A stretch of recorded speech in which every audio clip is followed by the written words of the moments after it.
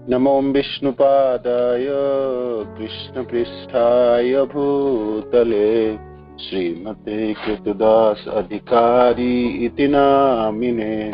नमो विष्णुपादाय कृष्णपृष्ठाय भूतले श्रीमते भक्तिवेदांत स्वामी इति नामिने।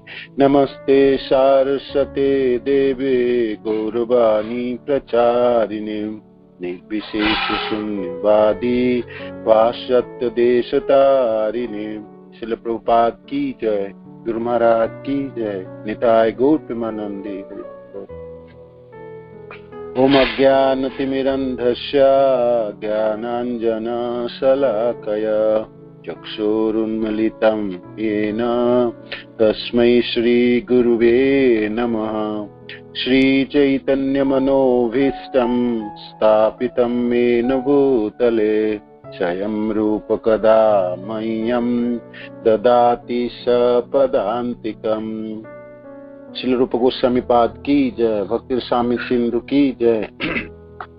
तो भक्ति स्वामी सिंधु अध्याय 2 भक्ति की प्राथमिक अवस्थाएं, तो ये चैप्टर हम शुरू करेंगे आज और पढ़ना शुरू करेंगे। तो आप पढ़ना शुरू कीजिए। भक्ति की प्राथमिक अवस्था की फर्स्ट पैराग्राफ, फर्स्ट दो पैराग्राफ पढ़ लीजिए, उसके बाद फिर हम श्लोक पढ़ेंगे। थोड़ा सा एक श्लोक याद भी करेंगे आज, जो मैंने आपके ग्रुप में डाला हूँ, साधन भक्ति की परिभाषा जो है। तो ये साधन भक्ति के अध्याय है, तो आप शुरू कीजिए। एक सेकंड है, कुंदलिता माता जी आप पढ़िए फर्स्ट पैराग्राफ। हरे हरे कृष्णा प्रभु जी, दंडवत प्रणाम। अध्याय 2 भक्ति की प्राथमिक अवस्थाएं। श्री रूप गोस्वामी ने भक्ति रसामृत सिंधु में भक्ति की 3 कोटियां बतलाई हैं: साधन भक्ति, भाव भक्ति और प्रेमा भक्ति। इन कोटियों के अनेक उपशीर्षक हैं। सामान्यतया यह समझा जाता है कि साधन भक्ति में 2 भिन्न भिन्न गुण होते हैं, भाव भक्ति में 4 और प्रेमा भक्ति में 6। इन गुणों की विवेचना श्रील रूप गोस्वामी द्वारा बाद में की जाएगी। इस प्रसंग में श्रील रूप गोस्वामी का सुझाव है कि भक्ति या कृष्ण भावनामृत के पात्र को उसकी विशेष रुचि के अनुसार वर्गीकृत किया जा सकता है।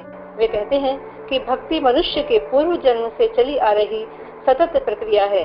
जब तक भक्ति से मनुष्य का कोई विगत संबंध नहीं होता, तब तक वह भक्ति ग्रहण नहीं कर सकता। उदाहरणार्थ, मान लीजिए कि मैं इस जन्म में कुछ हद तक भक्ति करता हूँ, यद्यपि यह 100% पूर्णतया नहीं की जा रही हो, किंतु जितनी भी भक्ति मैं करूँगा वह नष्ट नहीं होगी। अगले जीवन में मैं पुनः वहीं से भक्ति प्रारंभ करूँगा जिस बिंदु पर इस जीवन में मैंने बंद की हो। इस तरह सातत्य सदा बना रहता है। यद्यपि सातत्य न भी रहे और यदि कोई व्यक्ति संयोगवश शुद्ध भक्त के उपदेश में रुचि दिखाता हो, तो उसे स्वीकार किया जा सकता है और वह भक्ति में आगे बढ़ सकता है। जो भी हो, ऐसे व्यक्ति जिन्हें भगवद गीता तथा श्रीमद् भागवत जैसे ग्रंथों के समझने में सहज रुचि है, उनके लिए भक्ति उन लोगों की अपेक्षा अधिक सरल है जो केवल मानसिक चिंतन, ज्ञान एवं तर्क प्रक्रियाओं की आदि है। हरे कृष्ण। हरे कृष्ण। तो भक्ति शब्द की क्या अर्थ है? भगवान कृष्ण की प्रीतिपूर्वक सेवा। तो भक्ति के 3 कोटियां हैं। ये क्या है भक्ति के जो विभाजन है, क्या क्या कोटियां हैं बताइए। इसमें क्या वर्णन आई? 3 कोटियां कौन सा है? साधन भक्ति, भाव भक्ति और प्रेमा भक्ति। साधन भक्ति, भाव भक्ति और प्रेमा भक्ति। और जो सेकंड पैराग्राफ की जो पॉइंट है वो बताइए थोड़ा सा। सेकंड पैराग्राफ के ये पॉइंट है कि इसके अंदर ये बताया गया है कि यदि कोई व्यक्ति पूर्व जन्म से भक्ति चली आ रही, सतत प्रक्रिया उसकी चली आ रही है, कोई व्यक्ति पहले से भक्ति करता रहा है और किसी वजह से वो भक्ति आगे बढ़ा नहीं पाता या किसी वजह से वो छोड़ देता भक्ति, तो उसकी भक्ति वहीं पे खत्म नहीं हो जाती है। वो आगे जब भी भक्ति शुरू करेगा या अगले जन्म में भक्ति शुरू करेगा तो वहीं से शुरू होगी, 100% शुरू नहीं होगी। जहाँ से खत्म होती है वहीं से भक्ति शुरू करेगा वो।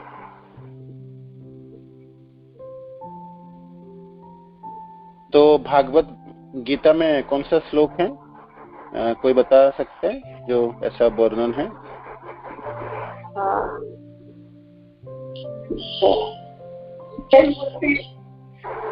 सेकंड चैप्टर में है, नेहा विक्रमणो नाश।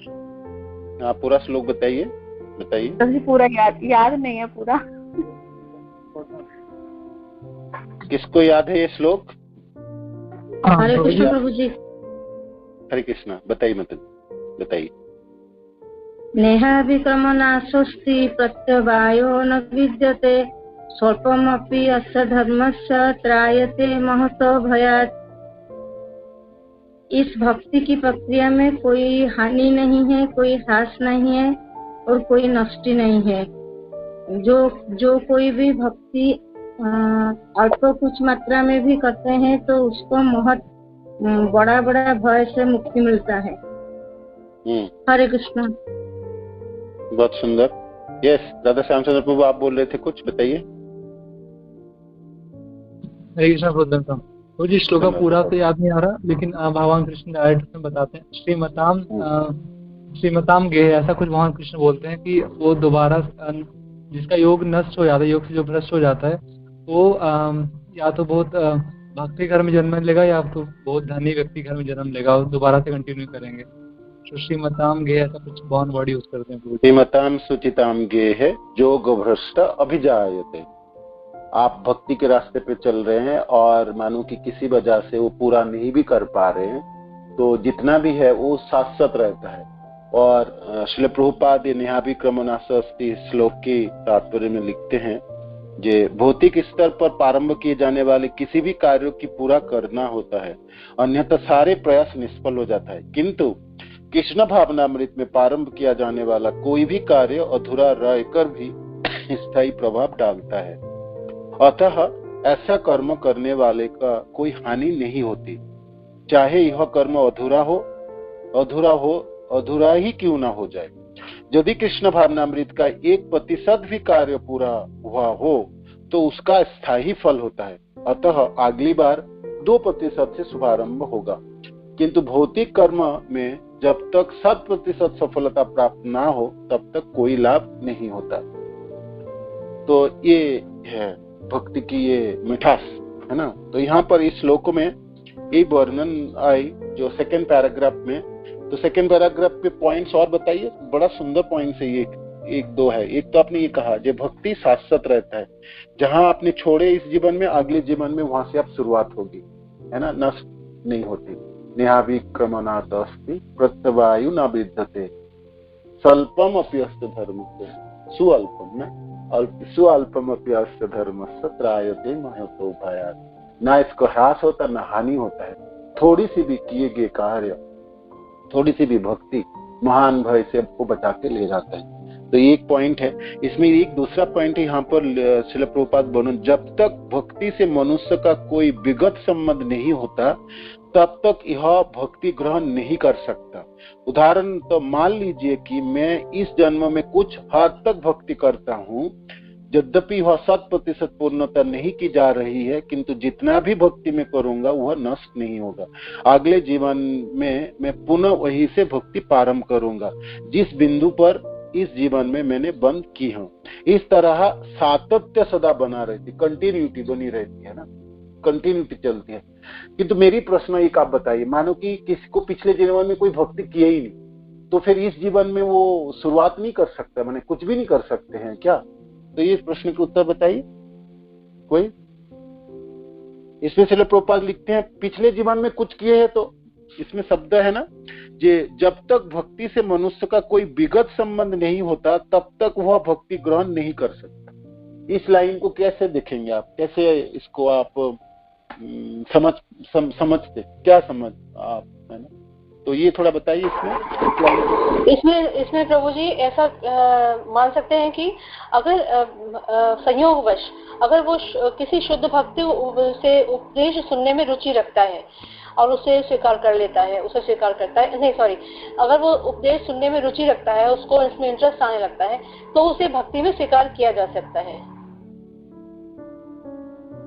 हाँ, अगर वो किसी शुद्ध भक्त से अगर उपदेश सुनता है।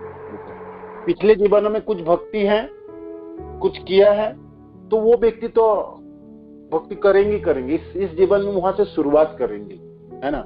एक तो और मानो कि किसी की शुरुआत इसी जीवन से हो रहा है, तो फिर कैसे हो सकता है। ये है जो अपनी माता जी ने ये चीज बताए, ठीक है। और किसी को कुछ ऐड करना है इसमें, इस पैराग्राफ में कोई पॉइंट? हरे कृष्णा, धन्यवाद, प्रणाम प्रभु जी। धन्यवाद माता जी, बताइए।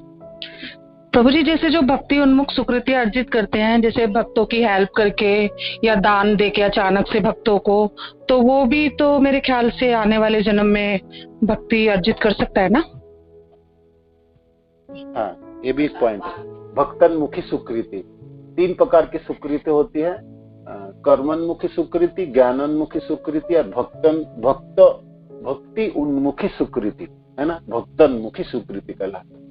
हाँ, इससे उसकी अचानक उसकी सुकृति प्राप्त हो जाता है, तो फिर वो भक्ति की तरफ बढ़ सकता है। ये भी जैसे किसी व्यक्ति ने, आप रथ यात्रा चल रहा है, तो कोई भक्त आके उनको प्रसाद दे दिया, या वो भगवान का अचानक दर्शन कर ले, जगन्नाथ बलराम सुभद्रा, या गौनिताई की दर्शन कर, या कीर्तन चली जा रही, कीर्तन की टोली पार्टी, और वो कीर्तन में भाग ले लिया किसी वजह से, तो ये भक्तन्मुखी सुकृति, भक्ति उन्मुखी सुकृति। इससे वजह से भक्ति इसी जीवन में शुरुआत कर सकते। या शुद्ध भक्त कोई चले आ रहे, है ना, आपके अचानक कोई शुद्ध भक्त आपके कॉलोनी में, आपके घरों के सामने उसे गुजर गए, या आपके घर में भी आ गया, हो सकता आ जाए, तो ऐसा उससे आपके उन भक्त की वजह से आपको सुकृति प्राप्ति होती है, जैसे भक्ति शुरुआत हो सकती है। तो इसलिए प्रभुपाद के शब्द से हम समझ पाते हैं, जो आप भक्ति कर पा रहे इस जीवन में, तो आपके पिछले जीवन में आपने कुछ किए हैं, तो ये है। और नहीं तो मानो कि पिछले जीवन में ना भी हुआ होगा, तो इस जीवन में कोई भक्तन्मुखी सुकृति आपने प्राप्त कर लिया, जिसके वजह से आप भक्ति की तरफ आगे बढ़े।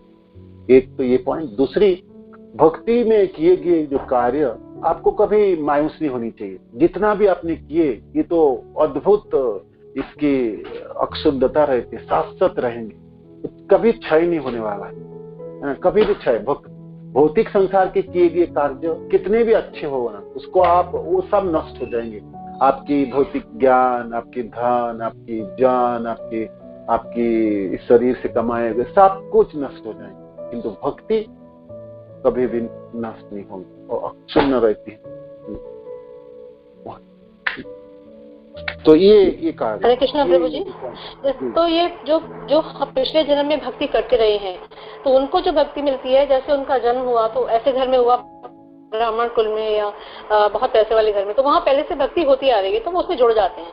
लेकिन जैसे हम लोग हैं, हमें ये जो कृष्ण भक्ति या हम इसमें परंपरा में आए, हम बहुत समय बाद आए, तो हमें तो इसी जन्म में हमें मिला ना, जैसे संयोगवश जो है वो हमें तो संयोगवश मिला ना इस जन्म में।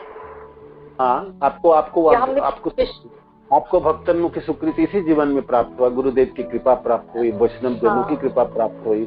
तो ये संयोग बस आपकी शुरुआत, सोचिए आपकी शुरुआत है इस जीवन में, और किसी वजह से मानो कि इसको पूरा नहीं कर पाए, कृष्ण प्रेम तक नहीं पहुंच पाए, और शरीर ढल जाएंगे, और तो फिर अगले जीवन में सुचिताम श्रीमताम गे है जो भ्रष्ट जाए, तो फिर अच्छे घरों में आपके जन्म हो जाएंगे, जहाँ से आपने वो दोबारा उसको उस कड़ी से शुरू कर सकते, उस बिंदु से शुरू कर सकते हैं।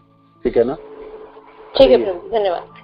तो इस पैराग्राफ में और कोई कुछ ऐड करना चाहते हैं? किसी को कोई प्रश्न है इस पैराग्राफ में? प्रभु जी, जब श्रील प्रभुपाद न्यूयॉर्क में गए थे सारे हिप्पीज के वर्ल्ड में, प्रभु जी वो हिप्पी लोग प्रभुपाद जी बताते थे इनके पास चारों चीजें थी, ये मतलब वो कुंती महारानी बोलती जो भक्ति में बाधा होती है, जन्म ऐश्वर्य शुद्ध श्री, वो सब कुछ था, लेकिन उन लोगों ने फ्रेशर छोड़ दिया था। तो प्रभु जी उनके पास मतलब सुकृति तो नहीं था ना प्रभु जी, मतलब प्रभुपाद ने आके उनके पास सुकृति बनाया, राइट प्रभु जी? जी, शुद्ध भक्त मैंने कहा ना, कोई शुद्ध भक्त है वो आपकी करुणा करके आपको स्वीकृति प्रदान कर सकता है ना। भक्त की कृपा से प्राप्ति होती है, देखा जाए भक्ति, है ना। भक्ति ऐसे ही जैसे आप साधन भक्ति तो ठीक है, थोड़ी बहुत जीव साधक कुछ कर भी लेता, जहां तक दो स्तर है, भाव और प्रेम, वो तो कृपा के ऊपर ही निर्भर करेगा परिपूर्णता के हिसाब से। तो उस हिसाब से देखा जाए ये तो ठीक बात है। जैसे प्रभुपाद की कृपा से ये कुछ स्वीकृति नहीं थी, सारे कुछ इसी जीवन में प्राप्त करा दी, तो ये ठीक है। शुद्ध भक्त तो आपको कुछ भी प्रेम तक प्रदान कर सकता है, आपके पास कुछ भी ना हो, प्रेमा भक्ति भी प्राप्त हो जाता है ना। और इस कली युग में चैतन्य महाप्रभु तो वही चीज प्रदान किए। चैतन्य महाप्रभु के पास सज्जन और संकीर्तन आंदोलन तो पतित जीवों की उद्धार के लिए महाप्रभु की एक कृपा है, करुणा, ठीक है ना। तो कुछ भी ना होते हुए भी भक्ति के टोली में शामिल हो सकता व्यक्ति, और साधन प्रेम और प्रेम, साधन भाव और प्रेमा भक्ति को प्राप्त कर सकता, वो शुद्ध भक्ति के अहेतु की कृपा से, है ना, ठीक है ना। तो ये उदाहरण जो आपने दिए कृपा से, तो ठीक है ना। और कोई पॉइंट इसमें, इस दोनों पैराग्राफ में नहीं? तो आगे पढ़िए, कोई आगे इस पैराग्राफ को पढ़िए, आगे दो पैराग्राफ पढ़ लीजिए।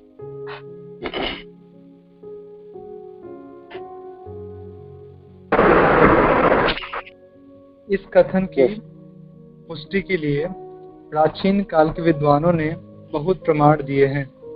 उनके सामान्य मतानुसार कोई भी व्यक्ति अपने तर्कों तथा निर्णयों पर आधारित कतिपय दृढ़ विश्वासों द्वारा शासित हो सकता है।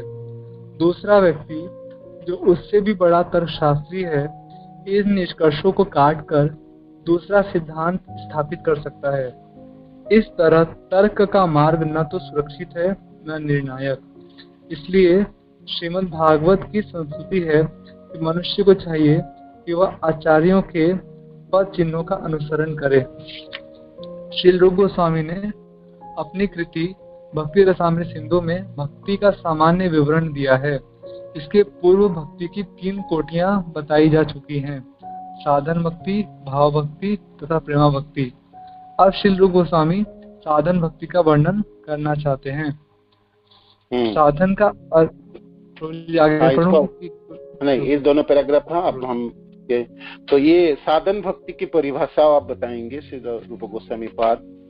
तो वो परिभाषा जो श्लोक है ना, वो हम याद करते हैं। वो परिभाषा, साधन भक्ति की परिभाषा जो श्लोक है, हालांकि संस्कृत श्लोक रूप गोस्वामी पाद ने अपने भक्ति रसामृत सिंधु वर्णन के, प्रभुपाद उनके अर्थ भी हैं। तभी हमने 2 श्लोक याद किए हैं, अन्याभिलाषिता शून्यम वाली श्लोक और सर्वोपदि विनिर्मुक्त। तो ये तीसरी श्लोक है, ये याद करते हैं। तो और ये श्लोक आपके ये मैंने ग्रुप में डाला हूँ, तो पढ़ते हैं। मैं आपके पीछे आप दोहराइए, म्यूट करके दोहरा लीजिए, जैसे आपको ये याद करना, कंठस्थ करनी है श्लोक, ठीक है। साधन भक्ति की ये श्लोक इस प्रकार, साधन भक्ति की परिभाषा की श्लोक। कृति साध्य भवेत् साध्य भावासा साधना विधा नित्य सिद्धस्य भावस्य प्राकट्यं हृदि साध्यता। कृति साध्य भवेत् साध्य भावासा साधना विधा नित्य सिद्धस्य भावस्य प्राकट्यं हृदि साध्यता। कृति साध्या भवेत् साध्य भावासा साधना विधा नित्य सिद्धस्य भावस्य प्राकट्यं हृदि साध्यता। कृति साध्या जिसे इंद्रिय द्वारा किया जाता है, कृति साध्या। भवेत् हो, साध्य भावा जिसके द्वारा भगवत प्रेम प्राप्त किया जाता है। सा वह, साधन अविधा साधना विधा साधना भक्ति कही जाती है। नित्य सिद्धस्य जो नित्य रूप से उपस्थित है। भावस्य भगवत प्रेम की। प्राकट्यम जागृति हृदय हृदय में साध्यता सामर्थ्य। अनुवाद, जिस दिव्य भक्ति से कृष्ण प्रेम प्राप्त किया जाता है, यदि उसे इंद्रियों से संपन्न किया जाता है तो वह साधन भक्ति कहलाती है। ऐसी भक्ति हर जीव के हृदय के भीतर निरंतर स्थित रहती है। इस सनातन भक्ति का उदय ही साधन भक्ति द्वारा साध्य होने वाला फल है। तो ये साधन भक्ति की परिभाषा है। तो साधन भक्ति की दो लक्षण हैं। एक है साधन भक्ति जो है इंद्रिय द्वारा किए गए कार्य व कर्म। एक तो इंद्रिय द्वारा किया जाता है ना, पंच इंद्रिय या मन, इनके 6 इंद्रिय, तो इंद्रिय द्वारा किए जाना, इंद्रिय से किए जाने वाले कार्य, एक लक्षण एक है। दूसरी, तो बाकी भौतिक कार्य भी तो इंद्रिय द्वारा से किया जाता है, तो फिर साधन भक्ति और भौतिक कार्य में क्या भेद है? इसमें दूसरी लक्षण है जे ऐसे साधन ऐसे कार्य से क्या उत्पन्न होगी? भाव उत्पन्न होगी, कृष्ण प्रेम उत्पन्न करता है। तो ये दूसरी लक्षण है। तो वो कार्य इंद्रिया की जो आपको कृष्ण प्रेम तथा कृष्ण भावनाओं से भावित करेंगे। तो कृति साध्या भवेत साध्या भावा भवेत, कृति साध्या भवेत साध्य भावा। तो साधन जो माने जो कार्य किया जा रहा है और उनके फल जो है वो साध्य कहलाता है। तो साध्य क्या है? साध्य जो चीज है यहाँ पर प्राप्ति क्या है? भाव उत्पन्न कराती है। तो ये दो लक्षण है, साधन भक्ति इंद्रिय द्वारा किए गए कार्य और उसके फल स्वरूप उसकी भाव उत्पन्न कराती है। ये दो। सेकेंड लाइन में जो वर्णन की रूप गोस्वामी पाद, नित्य सिद्ध स्वभावस्य प्राकट्यम विधि साध्यता। नित्य सिद्ध शब्द का अर्थ है ये जो भक्ति है ये जीवों के अंदर ही रहता है ना, अंदर रहते हैं, वो उसको सिर्फ प्रकट करनी हो। प्राकट्यम विधि साध्यता, ऐसा नहीं है कोई ये न्यू कोई वस्तु है जो बाहर से उसको डाला जा रहा है, बस सिखाया जा रहा है, उसके अंदर है, उसी के अंदर रहता है ये चीज। तो चैतन्य चरितामृत में इसकी सुंदर एक श्लोक है, इसको पता है, जे भक्ति हमारे अंदर ही रहती, तो हमको जागृत करनी हो। तो ये श्लोक है, किसी को पता है? कोई बता सकते हैं प्लीज?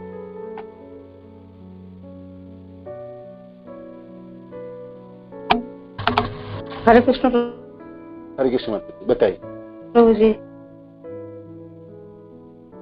हाँ, नित्य सिद्ध कृष्ण भक्ति साध्य कबू नहे, श्रवण आदि शुद्ध जले करहे उदय। नित्य सिद्ध कृष्ण भक्ति साध्य कबू नहे, श्रवण आदि शुद्ध चित्ते करह उदय। ये चैतन्य चरितामृत के बहुत विख्यात श्लोक हैं कविराज गोस्वामी के।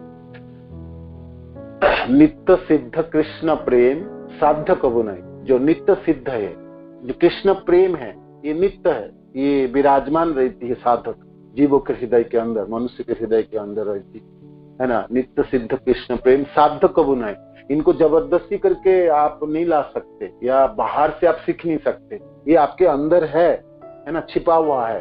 तो कैसे उसके आवरण हटा के कैसे इसको प्रकट किया जाता है? श्रवणादि शुद्ध चित्ते करो होता है। श्रवण आदि से शुरू है, श्रवणम कीर्तनम विष्णु स्मरणम पाद सेवन अर्चनम वंदनम दास्यम सख्यम आत्मनिवेदनम। नौरा भक्ति के द्वारा श्रवण से शुरुआत करके बाकी जो भी दिया, इससे ये जो प्रेम है, कृष्ण प्रेम है, जो हृदय के अंदर ही होता है जीवों की, वो प्रकटित होती है, प्रस्फुटित होती है, जागृत हो जाती है ना। तो साधन भक्ति की ये दूसरी लाइन में नित्य सिद्ध स्वभावस्य, ये जो भाव है ये नित्य सिद्ध है। नित्य सिद्ध स्वभावस्य प्राकट्यम हृदय साध्यता, ये प्रकट करनी होती, हृदय से प्रकट हो जाती है। प्रकट कैसे होगी? ये साधन भक्ति की क्रिया द्वारा जब साधना वो शुरू करते हैं, शास्त्र के वचनों से, गुरुदेव तथा आचार्यों के आदेश क्रम से वो साधन क्रिया को संपन्न करता है, तो उसके अंदर, हृदय के अंदर जो कृष्ण प्रेम है वो जागृत हो जाता है। श्रवण आदि साधनों के माध्यम से ये जागृत हो जाता है। तो ये नित्य सिद्ध से प्राप्त है ना। तो ये है, तो ये साधन भक्ति की परिभाषा में साधन भक्ति की दो लक्षण, और साधन जो भक्ति जो है, भक्ति वो जीव के साधक के हृदय में रहती है, उसको प्रकट करनी है। प्रकट करने की क्या विधि है, क्या प्रथा है, वो ये साधन भक्ति द्वारा संपन्न होती है। तो ये साधन भक्ति की परिभाषा श्लोक है। अब वो पैराग्राफ का पढ़िए। अब आप पैराग्राफ पढ़ेंगे ना तो आपको समझ में आएगी। पढ़िए तो उसको, अब इसको पढ़िए। साधन का अर्थ है, कोई पढ़िए।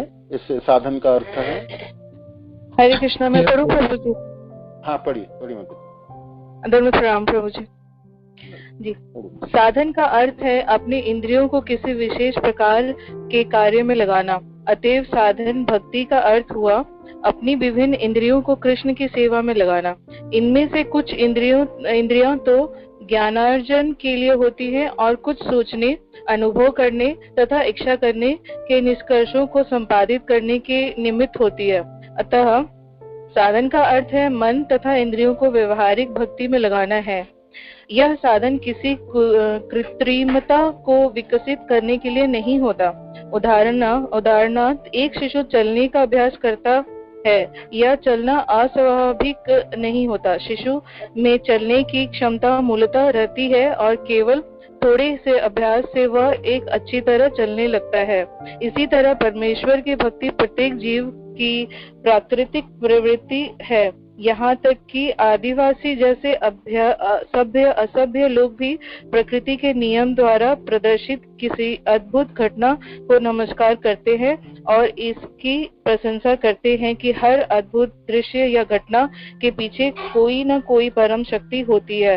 अतः यह चेतना भले ही भौतिकताग्रस्त लोगों से सुप्त क्यों न पड़ी रहे, किंतु यह हर जीव में पाई जाती है और यही शुद्ध हो जाती है तो कृष्ण भावना मृत कहलाती है। जी, तो ये पैराग्राफ है। तो इसमें देखिए, इंद्रिय द्वारा किए गए कार्य जो साधन भक्ति के प्रथम लक्षण के बारे में वर्णन हुआ, और फिर ये जो विकसित होती और भावना उत्पन्न करती है, कृष्ण भावना मृत उत्पन्न करती है, भाव भक्ति उत्पन्न होती है तथा प्रेमा भक्ति उत्पन्न होती है ना। तो भक्ति के 3 कोटियां हैं, श्रेणियां हुई। एक साधन भक्ति हुई, भाव भक्ति हुई और प्रेमा भक्ति हुई। तो साधन की ये परिभाषा है, जो श्लोक है आपको कंठस्थ करनी है, जो मैंने ग्रुप में डाला हूँ। वो आपके कल हम जब पढ़ेंगे तो आप सब याद, आपको सबको पूछेंगे जो आप याद किए, ठीक है ना। तृतीय साध्य भवेत साध्य भावाशा साधना विधा नित्य सिद्धस्य भावस्य प्राकट्यम हृदि साध्यता। ठीक है, ये कर पाएंगे ना, कंठस्थ हो पाएगा? बताइए, किसी को कोई समस्या है इस श्लोक में, कोई कुछ शब्द नहीं याद में आपको नहीं आ रहा तो बताइए, तो मैं आपको बता देता हूँ। तो श्लोक आपको मैंने ग्रुप में डाल दिया, ठीक है। ये भक्ति रसामृत सिंधु की श्लोक है, ये चैतन्य चरितामृत में भी है, आए हैं, ठीक है। तो ये आपको कंठस्थ करनी है। तृतीय साध्य भवेत साध्य भावा साधना विधा नित्य सिद्धस्य भावस्य प्राकट्यम हृदि साध्यता, है ना। भक्ति के 2 लक्षण वर्णित हुई और नित्य सिद्ध शब्द का अर्थ जो है, प्रभुपाद ने यहाँ पर एक उदाहरण पेश किए। वो उदाहरण बताइए, क्या उदाहरण दिए हैं, कोई बताइए इसको। ये पैराग्राफ जो पढ़े इसमें एक उदाहरण दिए हैं श्री प्रभुपाद ने। हाँ बोलिए। शिशु का उदाहरण, शिशु के उदाहरण के माध्यम से श्री प्रभुपाद क्या वर्णन करना चाहते बताइए। मुझे प्रभुपाद बता रहे कि जो एक शिशु होते हैं, शिशु में चलने की शक्ति पहले से ही रहती है, वो बाहर से कृत्रिम रूप से उसके अंदर डाला नहीं जाता, और थोड़ा अभ्यास करता है शिशु तो फिर अपने आप चलने लग जाता है, वो शक्ति की वजह से जो पहले से ही इसके अंदर। तो ऐसा ही शिशु के तरह तो हम सबों के अंदर, वो बताइए, हम सबों के अंदर भक्ति पहले से ही है, हमारे हृदय में भक्ति है ना।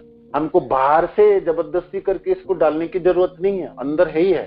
इसको सिर्फ प्रकट कर देना, उसके आवरण को हटाना है ना, आवरण के हटाना, अंधेरा है ही एक है। तो हर व्यक्ति भक्त बन सकता है ना, हर व्यक्ति भक्त बन सकता है, सब व्यक्ति भक्त बन सकता है ना। मनुष्य जन्म प्राप्त हो गया तो वो तो उत्तराधिकार लेके आए, उन्हें हृदय में लेके आए भक्ति, उसी के अंदर है भक्ति, है ना। सिर्फ उसको प्रकट करना है, उनकी सहायता करने की जरूरत है। कोई उनकी सहायता कर दे और श्रवणादि शुद्ध थे, श्रवण की उसको सुनने के मौका मिल जाए, उनके भक्त के संग प्राप्त करने के मौका मिल जाए, उनको कोई जाके कृपा कर दे, उसके घर उसके जाके कोई वर्णन कर दे, तो अपने आप प्रकट हो जाएंगे, धीरे धीरे प्रकट हो जाएंगे, है ना। तो इसीलिए हम सोचते हैं जी नहीं सब जगह प्रचार नहीं, सब जगह प्रचार हो सकता है, हर जगह प्रचार हो सकता है। हाँ, आपको प्रयत्न करने पड़ेंगे, आपको संघर्ष करने पड़ेंगे, आपको लगे रहने पड़ेंगे, है ना। नहीं तो हर व्यक्ति भक्त बन सकता है। ऐसा नहीं आप कहें नहीं ये लोग तो भक्त नहीं बन सकते, ये तो बहुत मुश्किल है प्रभु, यहाँ तो कुछ नहीं हो सकता। नहीं, हर जगह हो सकता है, सब जगह हो सकता है, और सब लोग भक्त बन सकते हैं। उनको आपने मौका दे देंगे, उनके लिए बंदोबस्त कर देंगे, तो है ना। जैसे हम सब लोगों ने कैसे भक्ति करने के लिए आए, हम सबों के जीवन को भी देखिए, तो सहायता किए भक्त जनों ने, श्रवण करने के लिए मिले हमको, कृष्ण कथा सुनने के लिए मिले, हम नाम जपने के लिए कोई सिखाए, भागवत आदि ग्रंथ को सुनने के लिए उत्साह किए, है ना, गीता आदि पढ़ने के लिए सहायता किए। तो निरंतर हमारे पीछे कितने लोगों की सहायता है ना। हमारी शिक्षा गुरु, हमारी काउंसलर, फिर हमने दीक्षा गुरु हमारी, फिर हमारे सारे आचार्य और हमारे सारे भक्तजन सहायता करते हैं, है ना। तो इसमें गारंटी है कि हर वक्त भक्ति क्यों कर सकता है कि नहीं, उसके अंदर है वो चीज, बाहर से आपको जबरदस्ती करके थोपना नहीं पड़ेंगे। जैसे शिशु में वो शक्ति है, चलने की शक्ति है, शक्ति ना हो किसी वजह से उनकी वो नष्ट हो गया, तो माँ ने कितने भी प्रयास किए वो शिशु चलेंगे नहीं, है ना। जैसे कोई शिशु बीमार ग्रस्त हो आते हैं, वो नहीं चल पाएंगे, है ना।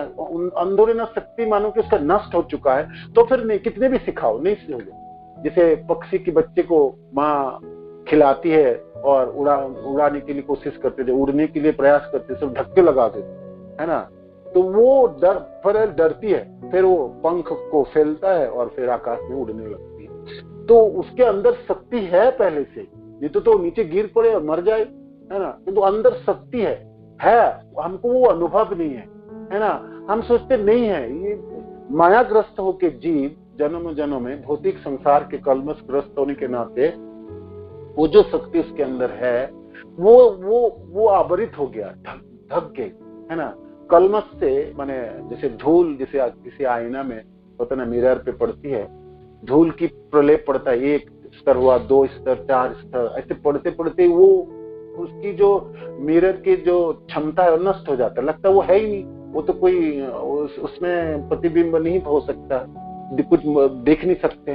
किंतु उसको धूल को हटा दीजिए, आपके वो मिरर की चमकपना खिल जाएंगे। तो हर व्यक्ति के अंदर भक्ति है, उसकी वो कर सकता है भक्ति। और वो शुरुआत कैसे कर सकता है, ये साधन भक्ति द्वारा उसको वो निभा सकता है, उसको पकड़ कर सकता है। श्रवणादि शुद्ध चित्त, तो गुरु की चरणाश्रित होके दीक्षा प्राप्त करेंगे, माला जप करना शुरू करेंगे, भागवत गीता आदि के श्रवण करेंगे, भक्त के संग आदि करेंगे, तो मंगला आरती में उठेंगे। जैसे पुरुषोत्तम महीने में हम अब सुबह से उठेंगे, स्नान करेंगे, जप करेंगे, भागवत श्रवण करेंगे, कितनी क्रियाएं करेंगे, आरती करेंगे और जब विग्रह सेवा आदि सब करेंगे। तो ये देखो, ये सब इंद्रिया द्वारा किए गए कार्य। तो ऐसे करते करते एक दिन जो उनकी जो अंदर जो भक्ति है वो जागृत हो जाएंगे और पूर्णता प्राप्त होगी और प्रेम प्राप्त हो जाएगी, भाव प्राप्ति होगी, भाव भक्ति उत्पन्न होगी और फिर प्रेमा भक्ति उत्पन्न होगी। तो आप देखिए, ये जो भक्ति में ये 3 कोटियां है। तो ऐसे देखा जाए तो साधन भक्ति होनी चाहिए और फिर साध्य भक्ति, तो 2 भाग होनी चाहिए, है ना भाई। एक तो साधन होगी, कार्य होगी और उसके फल प्राप्ति होगी, तो साध्य, तो प्रेम होना चाहिए। तो ये बीच में भाव भक्ति क्यों है, आप एक प्रश्न है, मैं आपको पूछता हूं, इसको उत्तर दीजिए। तो दो होनी चाहिए, 3 कोटियां कहां से आती, माने भाव क्यों? तो भाव और प्रेम में क्या डिफरेंस है? भाव भक्ति को भी प्रेमा भक्ति माने साध्य भक्ति कहलाता है। 2 चीज होता है, एक है साधन और दूसरी है साध्य भक्ति के स्तर में। तो ये साधन तो है, हम सुन पा रही है, हमने अपने पढ़े और सुने। अब साध्य भक्ति में तो फिर प्रेम होनी चाहिए। तो ये भाव क्यों, बीच में भाव क्यों है? तो ये थोड़ा उत्तर बताइए, कोई बोल पाए। तीसरी कोटियां क्यों? एक्चुअली श्रद्धा है।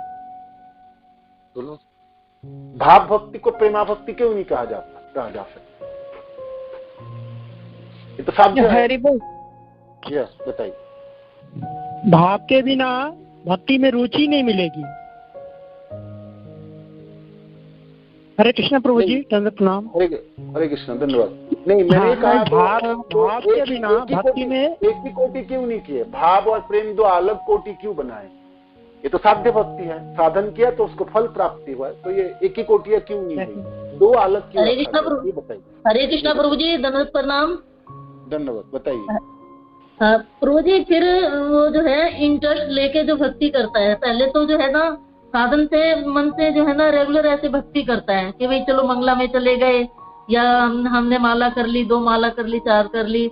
लेकिन जब उसको इंटरेस्ट आने लगता है अपना फिर उसमें मन लगने लगता है, और मन लगने लगता है तो उसके भाव जागृत होते हैं कि मैं और भी करूँ, और भी, तो भगवान में प्रेम जागृत हो जाता है। नहीं, मेरा प्रश्न है जो भाव भक्ति और प्रेमा भक्ति में क्या भेद है? भाव और प्रेमा में भेद क्या है? दो अलग क्यों किए? दो अलग क्यों है? एक क्यों नहीं है? साधन भक्ति किया, उसका साध्य मिले तो प्रेमा भक्ति है। भाव बीच में क्यों है? भाव भक्ति को अलग क्यों रखा, पृथक क्यों रखा गया? ये बताइए, इसको बताइए। तो वो इंटरेस्ट से भक्ति करने लगता है। जो भाव में इंटरेस्ट से भक्ति करता है, या प्रेम से इंटरेस्ट से भक्ति नहीं करते? प्रेम जब भक्ति करने पहले तो साधन से भक्ति करता है वो, विधि से, फिर उसके बाद प्रेम। आप कोई बताइए, और कोई बताइए, भाव और प्रेम में भेद क्या है? कोई बताइए, भाव और प्रेम में क्या भेद है? भाव भक्ति नहीं रखा जाए बीच में, सीधा भाव से प्रेम किया। हाँ बताइए। मुझे समझ में आ रहा है ना कि भाव तो, हाँ, भाव से प्रेम डेवलप होता है, लेकिन भाव वन वे है। प्रेमा भक्ति जो हो गया वो दोनों म्यूचुअल हो जाता है, इसमें आदान प्रदान होते हैं, और भाव हृदय से होता है तो फिर वो प्रेम भक्ति को डेवलप होने में हेल्प करता है। तो ये क्योंकि प्राकृतिक है, वो नेचुरल हमारे में इनबिल्ड हमारे में रहता है, तो उसको डेवलप करने के लिए पहले भाव चाहिए, तब प्रेम होता है, इसलिए उसको सेपरेट रखा गया। हरे कृष्णा, दंडवत प्रणाम।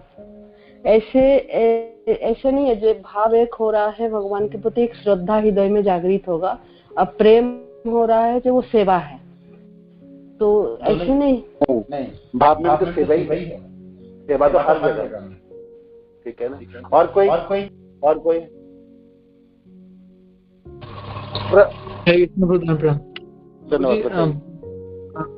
पता नहीं चाहिए कि नहीं, लेकिन प्रभु जी, भाव भक्ति, जैसे किसी के पास भाव भक्ति तक पहुंच गए तो फिर अगर भाव में थोड़ा भी कमी हो सकता है तो मतलब गिर सकता है, लेकिन प्रेमा भक्ति से पहुंच के कोई गिर नहीं सकता। मतलब जैसे भरत महाराज भाव से पहुंच के गिर गए, लेकिन ऐसा शायद प्रेमा भक्ति एग्जाम्पल है कि प्रेमा भक्ति से कोई नीचे आ जाए, मतलब डाउन हो जाए, तो शायद प्रभु जी। हरे कृष्ण जी, हाँ, बहुत नजदीक है, बहुत अच्छा है। तो भाव और प्रेमा भक्ति दोनों साध्य भक्ति है ना? एक साधन भक्ति और दूसरा साध्य। तो साध्य के 2 भाग है, एक भाव भक्ति और प्रेमा भक्ति। तो भाई ये दोनों भाग क्यों है? तो आप देखते हैं, प्रेमा भक्ति शब्द का थोड़ी बहुत। हाँ, धन्यवाद, बोलिए प्रार्थना, बताइए। प्रभु जी, जो प्रेम भक्ति होती है वो भाव भक्ति का जो मैच्योर स्टेट होती है वो होती है प्रेम भक्ति।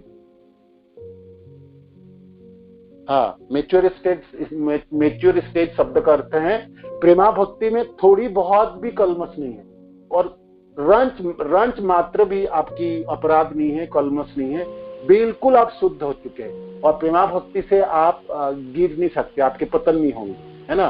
प्रेमा भक्ति प्राप्त होना मीन्स आपको आगे प्राप्ति होगी, आपको पतन नहीं होगी। किंतु भाव भक्ति, हालांकि भाव भक्ति में व्यक्ति में भगवान कृष्ण की दर्शन भी कर सकते हैं और सब कुछ प्राप्त हो गया, तो थोड़ी बहुत भी रंच रह जाता है, थोड़ी बहुत कलमश भाव भक्ति में रह जाता है ना?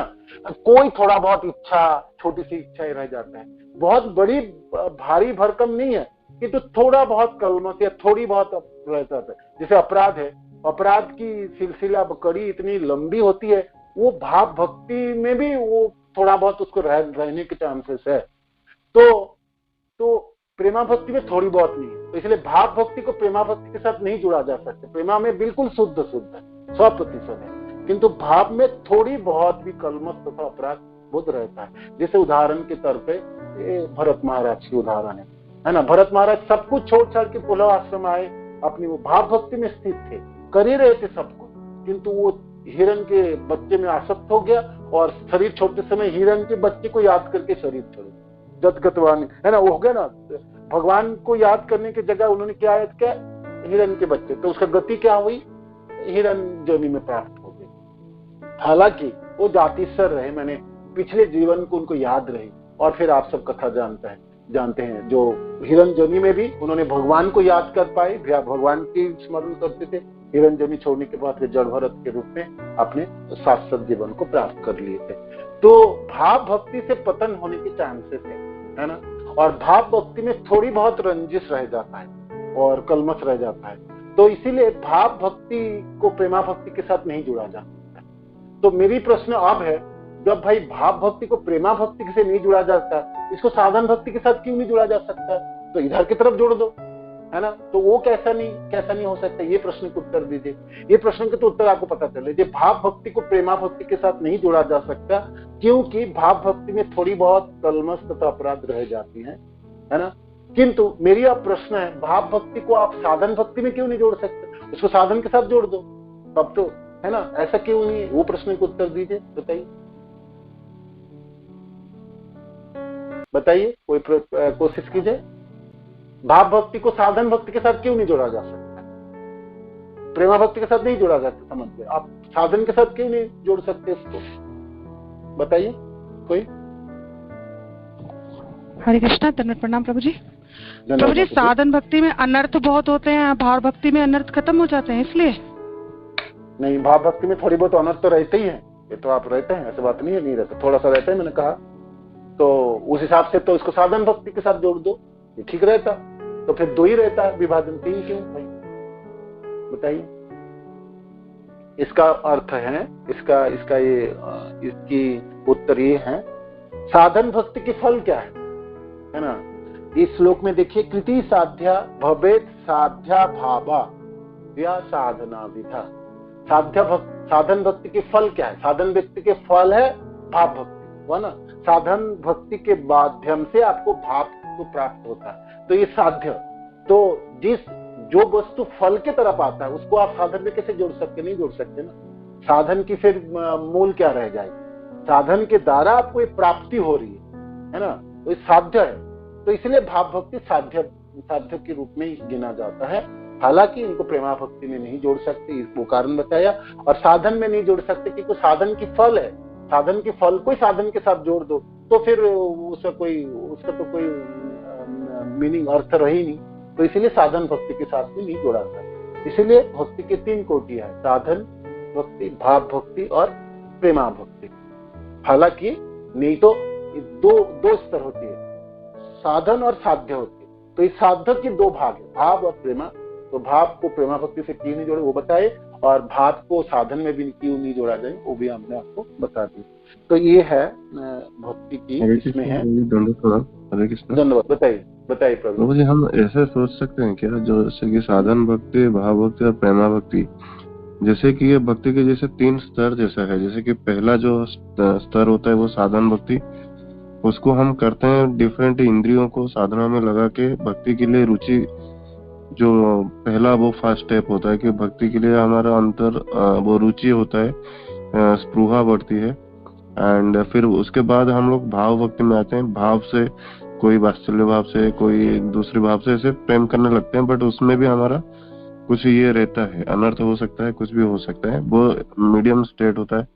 एंड फिर बाद में जो भाव थोड़ी बहुत अनर्थ रहती है, थोड़ी बहुत रंच मात्र रह सकता है, रंच मात्र। फिर उसका जो पूरा विशुद्धतम स्तर होता है, जब भाव भक्ति हम करते करते जब उसकी विशुद्धतम स्तर तक पहुंचते हैं, वो हो जाता है प्रेमा भक्ति। ऐसे सोच सकते हैं? हाँ, ऐसे ठीक है, ये सोचना ठीक है, ये ठीक है। इस पैराग्राफ में और क्या पॉइंट बाकी है? तो प्रभु जी भाव भक्ति को साध्य भक्ति भी कहते हैं। हाँ, साध्य भक्ति के 2 भाग जी, साध्य भक्ति के 2 विभाजन, भाव भक्ति और प्रेमा भक्ति।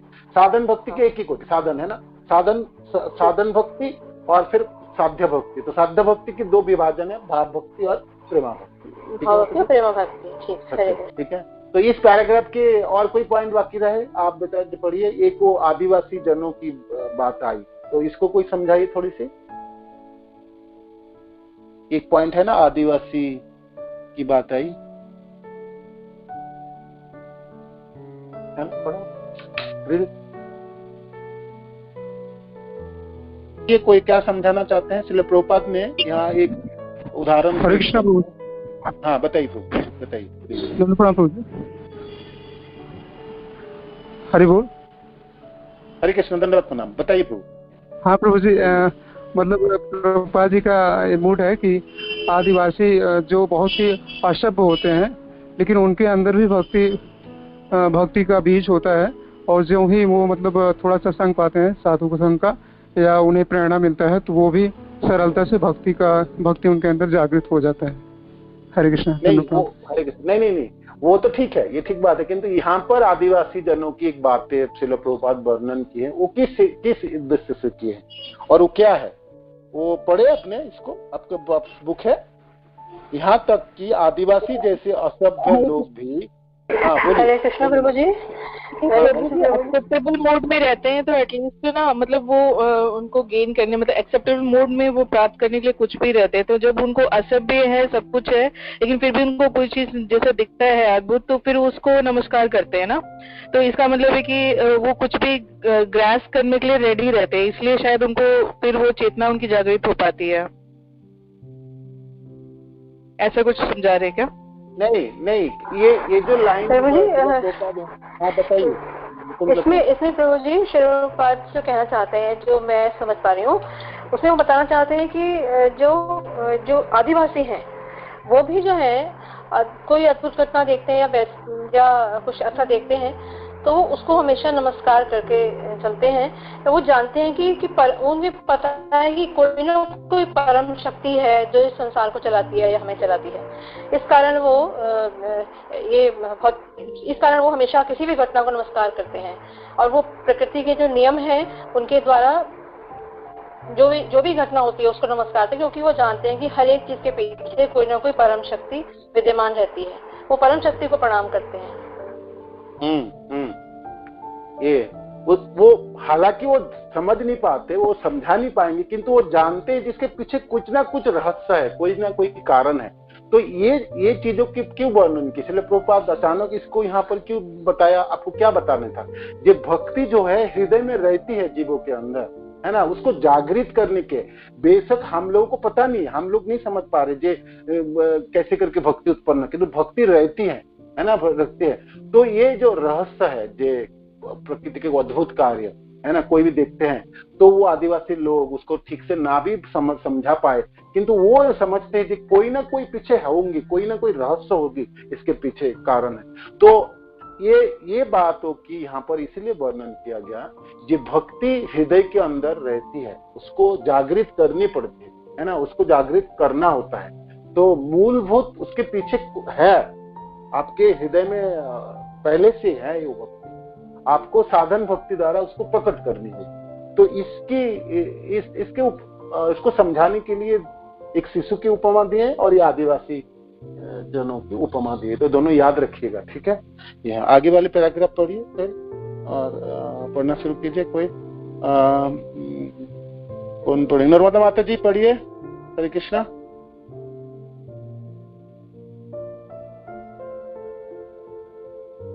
नर्मदा माता जी, मंगला गोपी माता जी आप पढ़िए, तो आप पढ़िए नेक्स्ट पैराग्राफ। हरे कृष्ण प्रभु जी, दंडवत प्रणाम। अपनी इंद्रियों तथा मन को किसी कार्य में लगाने के लिए कुछ निर्धारित निश्चित विधियां हैं, जिनसे प्रेममय कृष्ण के प्रति हमारी सुप्त चेतना उसी प्रकार जागृत होती है जिस तरह एक शिशु थोड़े से अभ्यास से चलने लगता है। जिसमें मूलभूत चलने की क्षमता नहीं होगी वह अभ्यास से चल नहीं सकता। इसी प्रकार मात्र अभ्यास अर्थात साधन के से कृष्ण भावना को जागृत नहीं किया जा सकता। वस्तुतः ऐसा कोई साधन है ही नहीं। जब तक हम अपनी अंत क्षमता का विकास भक्ति के लिए करना चाहते हैं, तो कुछ ऐसी विधियां हैं जिन्हें स्वीकार करने एवं संपन्न करने से वह सुप्त क्षमता जागृत हो उठती है। ऐसा अभ्यास साधन भक्ति कहलाता है। ये बहुत सुंदर है। तो बताइए इसके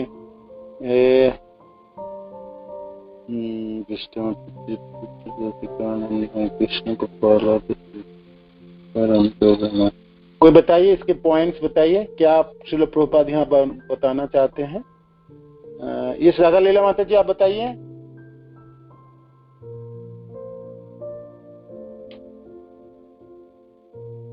नहीं है।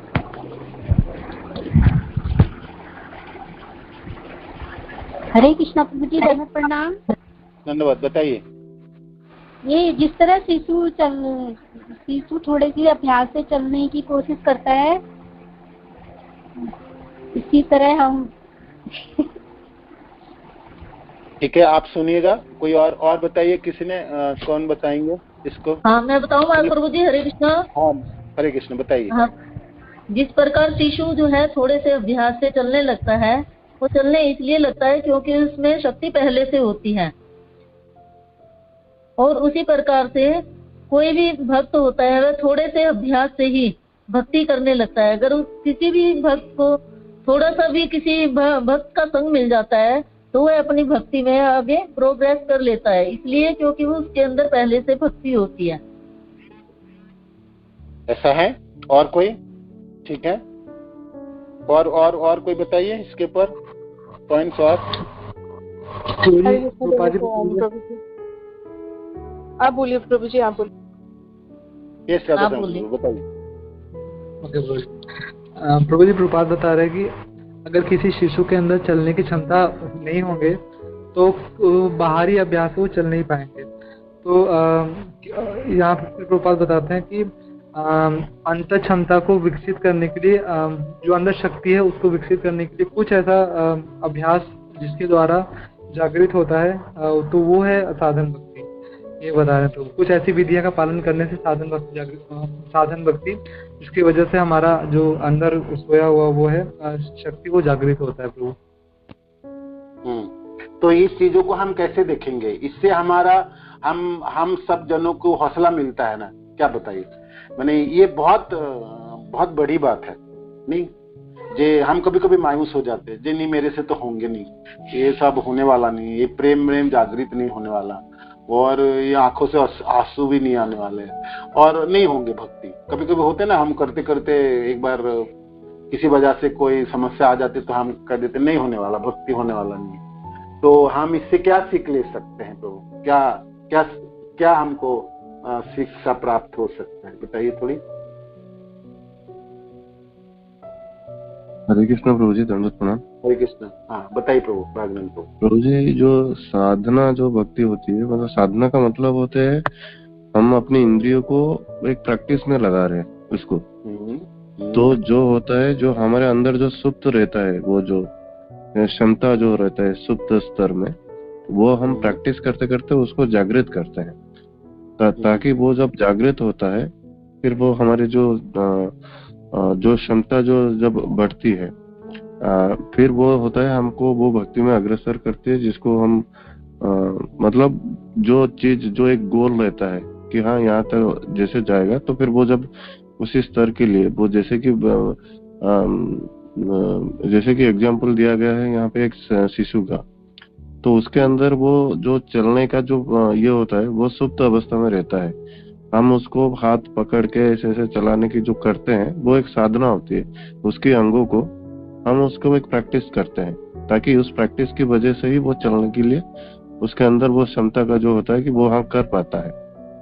अगर उसके अंदर पूरा बिल्कुल ही नहीं होगा तो वो कर ही नहीं पाएगा, पर अगर सुप्त अवस्था में थोड़ी सी भी होगा तो वो कर पाएगा। ऐसे भक्ति भी वैसा ही होता है, जो हमारा प्रारब्ध से, जो हम लोग संस्कार से जो होता है, या फिर जो पूर्व जन्म की जो जहाँ से हम लोग रुके हुए हैं वो सुप्त अवस्था में रहता है।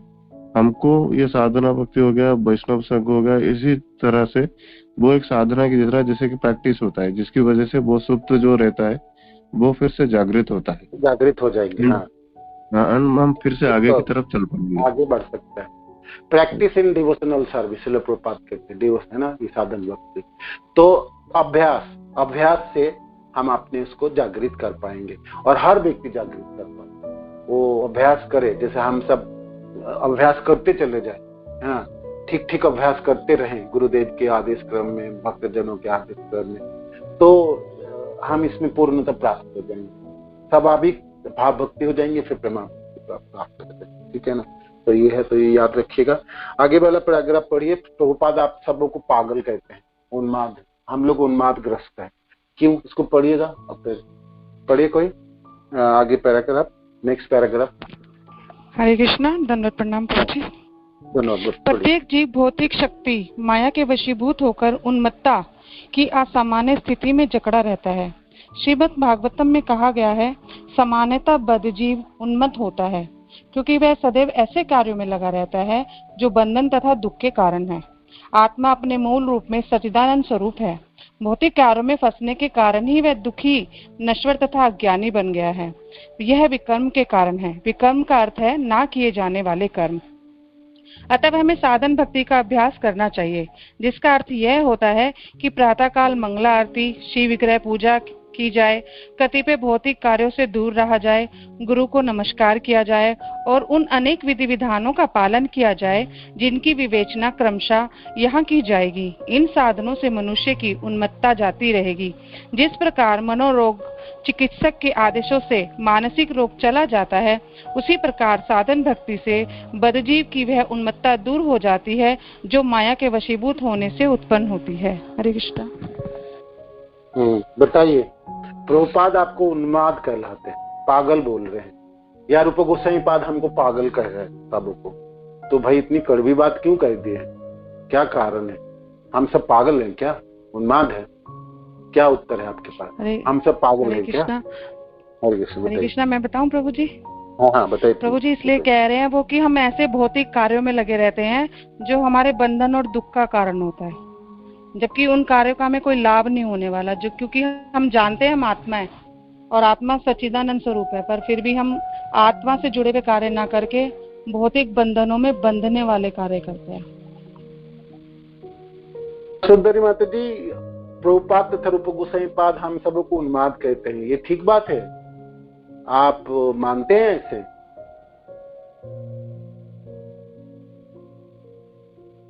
नहीं मानते हैं? हाँ या ना?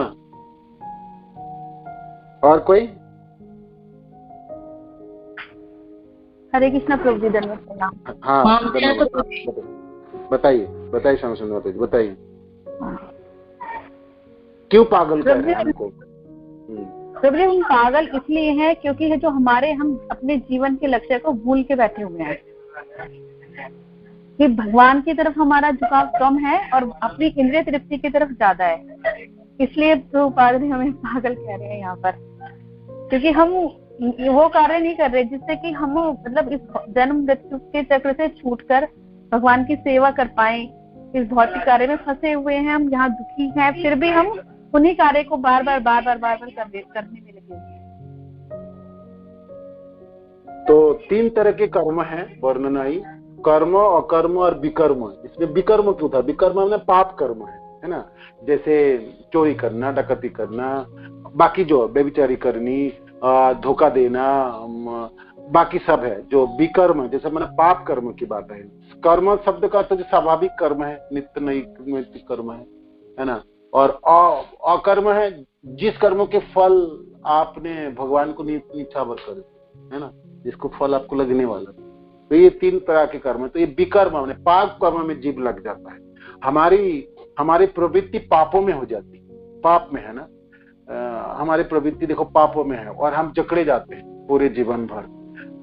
जैसे पूरे जीवन की हमारी संचय क्या है, आप सोचिए। आज आप इस लाइन को जो श्रील प्रभुपाद तथा रूप गोस्वामी पाद हमको उन्मादग्रस्त कहलाते, जो हम पागल है। पागल व्यक्ति किसको कहते हैं? जैसे मानो कि कोई व्यक्ति आपके पास आया और आके कहता है मैं तो सम्राट अकबर हूँ, या कहेंगे मैं तो नरेंद्र मोदी हूँ, तो आप उसको क्या बोलोगे? आप क्या बोलेंगे? आप उसको बोलेंगे क्या बोलेंगे? ये पागल व्यक्ति है। क्यों ऐसा बोलेंगे? जी अपना पहचान ही नहीं पता उसको, है ना, क्या पहचान है, वो पहचान ही खो बैठे। तो हम सब सचमुच हमारी पहचान है क्या, हमारी स्वरूप है क्या? जीवेर स्वरूप है कृष्ण नित्य दास, दासत्व हमारा पहचान है और भगवान कृष्ण के दास है हम। किंतु वो पहचान हमने खो गए। देखिए ना, हमने हर जगह में हमारे आधिपत्य है, हम अपने को दास नहीं मानते, हम अपने को प्रभु मानते सब जगह। भक्तों के टोली में भी प्रभु मानते हैं। मेरी चलने, मेरी बात सुनाई जाएगी, मेरी बातों की मोल होगी, या मैं जो कहूंगा वो होंगे, या कर्मी में भी, जो भौतिक संसार में भी मैं मेरे, तो सब जगह प्रभुत्व की भावना है हमारे। किंतु हमारे परिचय क्या है? दासत्व की, दास हमारे परिचय। जैसे एक श्रील प्रभुपाद उदाहरण देते, जो कोई भी सफेद चीज है ना, तो नमक भी हो सकता है और वो चीनी भी बन हो सकता है। तो चीनी तब होगी जब इसमें मिठास होगी, है ना। और कोई सफेद चूरा है और आपने खा लिया और उसमें मिठास नहीं, तो आप क्या बोलेंगे? नहीं, ये तो चीनी नहीं है और कुछ है। तो चीनी की जो स्वरूप है वो उनकी मिठास है, तो पानी की स्वरूप उनकी तरलता है, ऐसे मिर्ची की स्वरूप उनकी मिर्चीपना है, तीखापना है। तो हम सब जीवों की हमारी क्या स्वरूप है, हमारी क्या परिचय है? हम परिचय है, हम नौकर हैं, वृत्त हैं, ये हमारे परिचय। हम सेवक है और हम सेवा करेंगे, हम सेवा के लिए हमारी जीवन है। भगवान कृष्ण की नहीं करेंगे तो हम और किसी को सेवा करें, कुत्ते की सेवा कर रहे हैं और अपनी इंद्रियों की सेवा कर रहे हैं, तो है तो हमारे परिचय सेवक है। किंतु हम अपने परिचय भूल गए, है ना, और हमारी पहचान ही भूल गए, जो पहचान हमारा है। तो इसीलिए उन्माद कहलाता है, उन्माद है। और परिचय हम भूल गए अपने परिचय, इसलिए हमने बाकी सारे उस सब कामों में लग गए जिससे हमारा जकड़पना, जंजीर और ज्यादा बढ़ गए, है ना। दुखालय में शाश्वतम ना अपने मन समसद्धिम परमान। इस संसार में सुख नहीं है कि तो इसी में यहाँ भी सुख ढूंढेंगे। सारे प्रयास सबके देखो, 99% लोगों को 1% भक्त से जानता है जो यहाँ सुख नहीं है।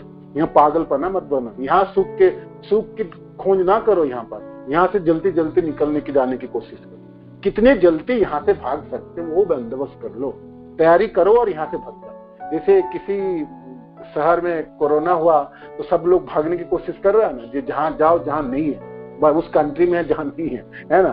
तो तैयारी करो जे जहाँ दुख नहीं है तो उस जगह में, किंतु हम इसी जगह में सुख को खोजेंगे तो पागलपना है। एक दूसरे जो करके हमने इस पागलपना को छुड़ा सकते वो नहीं करेंगे, हम दूसरी कार्य करके उस पागलपना को और बढ़ाएंगे, बेहुद्दी बने और ज्यादा उन्मादग्रस्त हो जाएंगे, है ना। तो आप देखिए, जितने आपने भौतिक संसार की शिक्षा प्राप्ति होगी, भोग प्राप्ति होगी, पागलपना और बढ़ जाता है ना। जी यही सब कुछ है ना, यहाँ पर सब कुछ प्राप्ति होगी। और फिर थोड़ा बहुत लोग आध्यात्मिक ज्ञान की तरफ भी चलता है, तो ऐसी मोक्ष की प्राप्ति के लिए पागलपना होती है। और नहीं तो मानो कि आप गुरु भी बन गए या अपने आचार्य भी बन गए, तो वो अपने को कभी नहीं सोचते कि मैं दास हूँ और आत्मा मेरा स्वरूप है और उस शरीर को ही मानता है। कोई तो कहता है कि मैं जब मेरा जो शरीर जब ढल जाएंगे, जब मैं मर जाऊंगा, तो अब आप मत सोचिए, आप जब मरा नहीं है, आपने मेरे शरीर को तो आप रख दीजिएगा, है ना, एक दिन में जिंदा हो जाऊंगा। ऐसे करके लोगों ने बहुत सारे कितने लोगों को गुमराह किए। तो वो बाबा जी अपने मरने के बाद उनके शिष्य लोगों ने उनके शरीर को रखा है, तेल के अंदर डाल के रखा। तो भैया 2 साल 4 साल सड़ेगा, वो तो मर गया, उसको पता ही नहीं है। उन्होंने खुद अपने को पता नहीं, उनके जनों को भी पता नहीं। तो फिर क्या होगा? फिर पुलिस जाके तोड़ फोड़ करके उसके सारे को लाठी मार के भगाया सारे लोगों को, और फिर उनको निकाला। बेचारा उनका तो सदगुत का तो उसको तो जलाए भी नहीं गया, दफनाए भी नहीं गया था। फिर उनको दफनाने की, जलाने की बंदोबस्त किए। तो ये तो पागलपन है, उन्मादग्रस्त है, सचमुच पागलपन है। माने हम सोचते जो भी कुछ है यहाँ पर है, शरीर में है ना, शरीर पे रचा पचा है। तो इसीलिए प्रभुपाद ने उन्माद शब्दों के व्यवहार किया, और बहुत कड़वी वचन है। हम सबों को पागल कहे हैं, जो सब पागलग्रस्त है। ठीक है भाई, आप पागल नहीं है और आप अपने स्वाभाविक हो, तो फिर आप अपने को दिखाओ जब मैं स्वाभाविक हूँ। तो क्या करके आप दिखाएंगे अपनी स्वाभाविक प्रवृत्ति को? क्या दिखाएंगे जब मैं पागल नहीं हूँ? क्या करेंगे और कैसे आगे बढ़ेंगे? तो साधन भक्ति के द्वारा अपने दासत्व को, जब मैं कृष्ण के दास हूँ, और मैं कैसे करके दास बन पाऊं। इस समय तो मैं दास हूं नहीं, ना मेरा मनों में भावना है, ना मेरा कार्य है। तो कृष्ण के मैं दास हूं, तो फिर एक दास की क्या कार्य है? दास की कार्य है सेवा, तो मैं सेवा कैसे कर पाऊं? तो वो सेवा के बारे में यहाँ पर वर्णन है।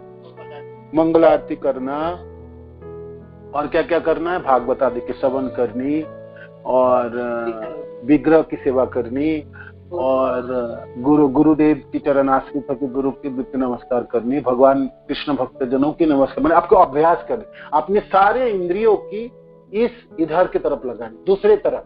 इस समय तो हमारे रिझाव किधर की तरफ है? भोग की तरफ है। संसार के लोग 99% जिस तरफ, हम उधर की तरफ है। हमको आप दूसरी तरफ चलना, कि हम अपने इंद्रियों को अभ्यास करके भगवान कृष्ण में या कृष्ण जनों की सेवा में लगाएं। सेवा करने में मन नहीं लगेंगे, नहीं यार 16 माला 32 माला जपने की इच्छा कौन नहीं करते, किंतु आप जबरदस्ती आपको करानी है, मन को माना नहीं मेरे को जपना है, जपने में मन नहीं तभी भी जपना है। आपको भागवत श्रवण करने की इच्छा नहीं है, उसके बाद अच्छा तो और कुछ पढ़ ले, न्यूज़पेपर पढ़ ले, टीवी देख ले, माना बाकी सब चीजों में रिझाव है, रुचि हमारा दूसरे तरफ है। उस वहां से रुचि को उठा के आपको इधर की तरफ लगाना, आपको अभ्यास करते रहनी पड़ेगी। इंद्रिय को लगाने के अभ्यास करनी है और निरंतर लगाने के लिए अभ्यास करनी पड़ेगी, है ना, निरंतर लगाने के अभ्यास करनी पड़ेगी। तो वो ये चीज है, ये यहाँ पर वर्णन हुई है, जिसका अर्थ होता है प्रातःकाल मंगल आरती की जाए, कतिपय भौतिक कार्यों से दूर रहा जाए, और निषेध भी है किस किस चीजों से हमने, कौन सा चीज करने से कृष्ण की याद हो सकता है और कौन सा चीज करने से कृष्ण को हम भूल सकते हैं। जो चीज करने से कृष्ण याद हो सकते हैं उसको करने, है ना। स्मर्तव्य सततम कृष्ण विस्मर्तव्य न जातु कदाचित, है ना। ये श्लोक भी याद करेंगे, श्लोक कल हम पढ़ेंगे इसको, ठीक है ना। तो सबसे बड़ा जो नियम के राजा, सबसे बड़ी नियम क्या है? क्या आनंद भाई माता जी क्या श्लोक है? स्मर्तव्य सततम कृष्ण विस्मर्तव्य न जातु कदाचित सये एव किंकर। ये श्लोक आते हैं, पता है किसी को? श्यामचंद्र प्रभु या कोई बता सकते हैं? सबसे बड़ा नियम क्या है? राजा, नियमों के राजा क्या है? कृष्ण को हमेशा याद करनी है और कृष्ण को कभी नहीं भूलना। तो क्या श्लोक है, किसको पता है? कोई बता सकते हैं?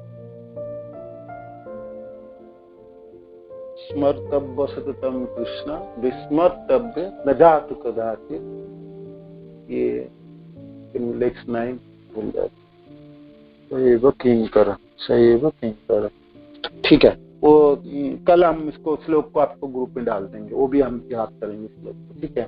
तो वो चीज हमको करनी है जो निरंतर हमको कृष्ण याद रहे, है ना। जैसे पुरुषोत्तम महीने में हमने जो भी व्रत अपना रहे, हमारा क्या उद्देश्य है जी? कृष्ण याद रहे हम, है ना। कृष्ण याद, जपेंगे तो कृष्ण याद रहेंगे, है ना। और फिर भूख भी रहेंगे तो भूख रहेंगे तो थोड़ा पीड़ा होगी, तो पीड़ा के समय याद है मैं क्यों भूखा रह रहा हूँ, मैं क्यों भूखा रह रहा हूँ, ओहो मैं तो तपस्या कर रहा हूँ, पुरुषोत्तम मास है, आपको कृष्ण याद है ना। ये ना व्रत की ये एक कारण है। तो जो भी आप कृष्ण को निरंतर याद रखें, ये सबसे बड़ी है। स्मर्तव्य सततम कृष्ण, हमेशा कृष्ण को याद रखना। विस्मर्तव्य ना जातु कदाचित, और कृष्ण को कभी नहीं भूलना है। ये राजाओं, नियमों के राजा है ना, सबसे बड़ी नियम। और बाकी सब नियम किंकर और सब इसके अधीन है, सब उनके भृत्य है। तो सबसे बड़ी नियम तो ये है, कृष्ण को हमेशा याद रखना और कृष्ण को कभी नहीं भूलना, ठीक है। तो इस पैराग्राफ तक हमने पढ़े, तो कल हम बाकी समाप्त कर लेंगे, चैप्टर समाप्त हो जाएंगे, ठीक है ना, साधन भक्ति के। तो आप साधन भक्ति के श्लोक को याद कीजिए, परिभाषा, साधन भक्ति के लक्षण अपनी याद किए।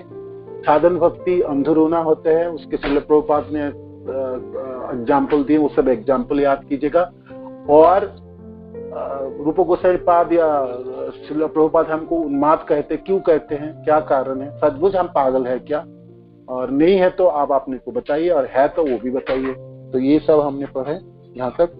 उसके आगे की नारद मुनि और बाकी साधन भक्ति के जो छोटे छोटे पॉइंट्स होंगे, बहुत सुंदर सुंदर हैं वहाँ। हरे कृष्ण। तो आप बाकी पोर्शन आप पढ़ के आइएगा, कल सब फिर पूछेंगे भी आपको, आप पढ़ के रखेंगे ना, तो फिर आप क्लास के समय आप प्रश्नोत्तर करते समय अपने भावनाओं को व्यक्त करते समय अच्छे होंगे। मैंने आपको जब वर्णन होती है ना, तब आप उसमें ऐड कर सकते हैं, ठीक है, और आपको समझने के लिए भी आपकी सहायता होगी। ठीक है, हरे कृष्ण। श्रील प्रभुपाद की जय, गुरु महाराज की जय। तो किसी को कोई प्रश्न है? जहाँ आज तक पढ़े हमने जितने, कोई प्रश्न है तो आप पूछ। हरे कृष्णा प्रभु जी, दंडवत प्रणाम। धन्यवाद जी। प्रभु जी, आपने ये समझाया था ना, तो साधन भक्ति को भाव भक्ति के साथ क्यों नहीं जोड़ा जाता? तो प्रभु जी, इसको हम एक लाइन में कैसे समझेंगे? हाँ, मैंने कहा ना, देखो भक्ति के दो स्तर है, एक साधन और एक साध्य, है ना। तो भाव और प्रेमा ये साध्य है, माने इसका फल है। साधन की, जैसे यहाँ पर साधन भक्ति की जो परिभाषा है, जो श्लोका है रूप गोसाई पाद ने दिए हैं, वो श्लोका है ना, कृति साध्य भवेत साध्य भावास साधना विधा, है ना, भावास साधना विधा। तो इसमें जो ये श्लोक हमने आपको वर्णन किए, तो साधन भक्ति करने से फल क्या मिल रहा है? आपको भाव प्राप्ति हो रही है ना, फल के रूप में आपको भाव प्राप्ति हो रही। तो जो प्राप्ति हो रही है उसको आपने साधन में कैसे जोड़ सकते हैं? वो तो आप जोड़ नहीं सकते हैं ना, साधन में तो आप जोड़ नहीं सकते। साधन की फल है ये, तो ये साध्य कहलाएगा। तो ये है एक। दूसरी, भाव को आप तो फिर प्रेम के साथ क्यों नहीं जोड़ सकते? हम मानो कि जी भाई भाव को हम प्रेम के साथ क्यों नहीं जोड़ सकते? वो हमने आपको बताया, जे प्रेम में थोड़ी बहुत भी रंज या कलमश नहीं रखते, किंतु भाव में थोड़ी बहुत कलमश तथा अपराध रह ही जाता है, और भाव से पतन की भी संभावना रह सकती है, किंतु प्रेम से कोई पतन नहीं होता है। तो ऐसा करके आप इसको याद रख सकते। छोड़कर हरे कृष्णा प्रभु जी। हाँ, धन्यवाद प्रभु जी। एक प्रश्न हो रहा है प्रभु जी, ये जो पैरा भी पढ़ रहे थे, इसमें मंगला आरती, श्री विग्रह पूजा की जाए, फिर उसके बाद कतिपय भौतिक कार्यों से दूर रहा जाए। प्रभु जी ये और बता दीजिए थोड़ा सा। हाँ, दूर रह जाए मैंने जो निषेध है, जैसे कभी आपको कोई बीमारी हुई तो डॉक्टर के पास जाता है ना, तो आपको दवाई देते हैं, तो डॉक्टर कहता है आपको ये करना, ये करना, ये करना, ये करना, है ना, और फिर उसके साथ कहते हैं आपको ये नहीं खाना, ये नहीं खाना, ये नहीं खाना। तो ये निषेध है। तो निषेध क्या है? तो ये 4 निषेध है जो हम, है ना, हमारी निषेध क्या है? 4 जो पापों की जो खंबे है ना, वो 4 निषेध है। सबसे बड़ी जो निषेध है ना, 4 क्या है? जुआ नहीं खेलेंगे, अबद्ध स्त्री संग नहीं करेंगे, और क्या कि मांसाहार नहीं करेंगे, और क्या है? नेशा नहीं करेंगे। तो ये 4 माने, तो इस चारों में बाकी जो निषेध है सब आ जाता है, सब कुछ इसी में सम्मिलित हो जाता है ना। निशाग्रस्त व्यक्ति तो वो झूठ बोलेगा, वो चोरी करेगा, डकैती करेगा, वो क्या क्या नहीं करेगा, जामिल की उधार, है ना। और आप देखो, आप कोई भी चीज जो निषेध है, जो आपको पाप के तरफ ले जाता है, प्रवृत्ति कराता है ना, पापों की जो जड़ें हैं, तो ये चारों में सम्मिलित होता है ना। तो इसलिए सबसे बड़ी, प्रभुपाद कहते हैं, इस पापों की जो खंबे है ना, इस स्तंभ को ही गिराओ पहले, है ना, तो फिर आप सामान्य मनुष्य बन सकते हैं, और फिर बाद मनुष्य बनने के बाद आप फिर भक्त बन सकते हैं। तो ये निषेध है। निषेध में ये 4 निषेध है, सबसे बड़े निषेध है। और उनके साथ रिलेटेड छोटे मोटे निषेध तो है, जैसे झूठ ना बोलना, दूसरे को धोखा ना देना, और आप अपने सामर्थ्य को समझना है, जो चीज है ना, बहुत सारे होते हैं ना। आप छोटी छोटी चीज देख लो जो पापों की तरफ आपको ले जाता है ना। क्या क्या निषेध और हो सकते बताइए आप लोग, और क्या बता सकते? छोटी छोटी निषेध और क्या हो सकते? 4 निषेध तो ये है, और क्या क्या उदाहरण हो सकते हैं आप बताइए थोड़ा, एक एक करके, सब एक एक करके निषेध बताइए जो क्या नहीं करनी चाहिए एक भक्त को, या भक्ति में प्रवृत्ति। भौतिकवादी लोगों का संगति नहीं करना चाहिए। हाँ, भौतिकवादी लोगों की संगति नहीं करनी, बहुत सुंदर। और कोई भक्त और बताइए, और क्या निषेध होनी चाहिए? गुरु अवज्ञा नहीं करनी चाहिए। गुरु अवज्ञा नहीं करनी चाहिए। गुरु अवज्ञा नहीं करनी चाहिए, बहुत सुंदर। और बोलिए, और चलिए। भक्तों की संगति का साथ नहीं करना चाहिए। और तो प्रभु जी ने बता दिए, आप और बताइए, न्यू कुछ बताइए।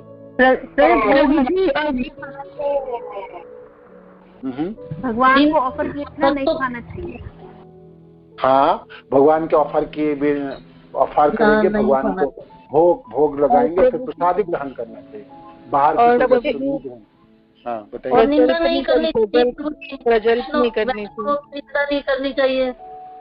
प्रजल्प नहीं करनी चाहिए। प्रजल्प शब्द का क्या अर्थ है? हाँ, क्या प्रजल्प मतलब इधर उधर गपशप, हम फालतू की इधर उधर किसी की बात करते हैं, तो टाइम वेस्ट करना चाहिए। हम देखिए कर रहे हैं, या किसी के साथ ऐसे टाइम वेस्ट कर रहे हैं जैसे कर रहे हैं। भगवान पर पूर्ण विश्वास करना चाहिए, श्रद्धा भाव भगवान को रखनी देखो। चाहिए। हमें ठीक है। हमेशा परंपरा में रह के ही सब कार्य करने चाहिए। करनी चाहिए। बहुत और- सुंदर। नेक्टर ऑफ इंस्ट्रक्शन रूप गोस्वामी बताते हैं पुण्यम आग्रह, तो ये 6 बताते हैं कि किससे हाँ, वो भी- भक्ति हमारी होती है। भक्ति नष्ट होती है। हाँ, ये है, ये भी विधि, ये निषेध है, ये निषेध ये नहीं करनी चाहिए। और मैं एक मिनट रुको तो देखूं और कोई लोगों ने तो कुछ भी नहीं बोले। कोई लोगों ने कुछ भी नहीं बोला। कोई किसी प्रकार का नशा नहीं करना चाहिए। हाँ, ये तो बता किसी से द्वेष भाव नहीं रखना चाहिए प्रभु जी। हाँ, ये तो किसी से बताया। द्वेष भाव नहीं रखना एक सेकंड चाहिए। माता जी, एक सेकंड होल्ड करिए तो मैं देखो तो कोई लोग तो कुछ भी नहीं बोलते हैं। रुकिए तो मैं देखूं। वैशाली माता जी कुछ भी नहीं बोला आपने। आप कुछ बताइए, एक निषेध बताइए। वैशाली माता जी, वैशाली नायक, आप बताइए एक निषेध। मेरे को बोल रहे प्रभु जी। हरे कृष्ण प्रभु जी, दंडवत प्रणाम। धन्यवाद। बताइए। हरे कृष्ण प्रभु जी, अहंकार नहीं करना चाहिए। वैष्णव के साथ द्वेष नहीं करना चाहिए, वैष्णव भक्तों के साथ द्वेष नहीं करना चाहिए, वो तो बताए थे। और ठीक है, अभी भी। और अहंकार नहीं करना चाहिए प्रभु जी। अहंकार नहीं करना चाहिए। नर्मदा माता जी, आप एक मिनट, ठीक है। हरे कृष्ण प्रभु जी। एक मैं दूसरा पूछता हूँ, वो बताइए। जिसको मैं पूछूं उसको बताइए, है ना। एक सेकंड। नर्मदा माता जी, आप अनम्यूट कीजिए तो अपने आप को। आपने तो आज अनम्यूट ही नहीं कर पाए।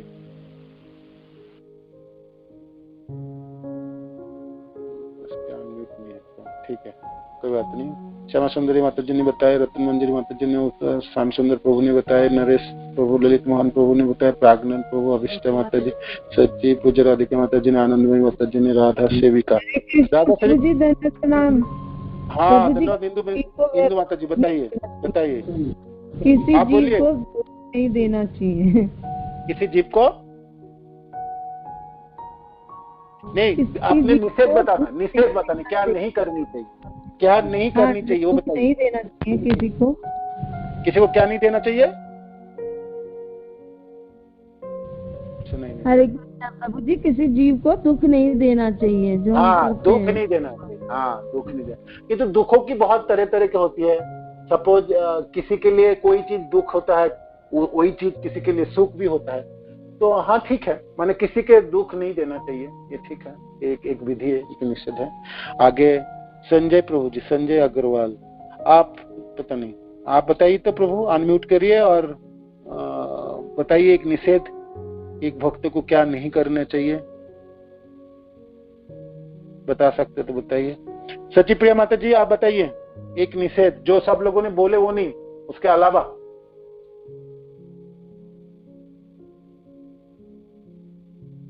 हरे कृष्णा। हरे कृष्णा प्रभु जी, दंडवत प्रणाम।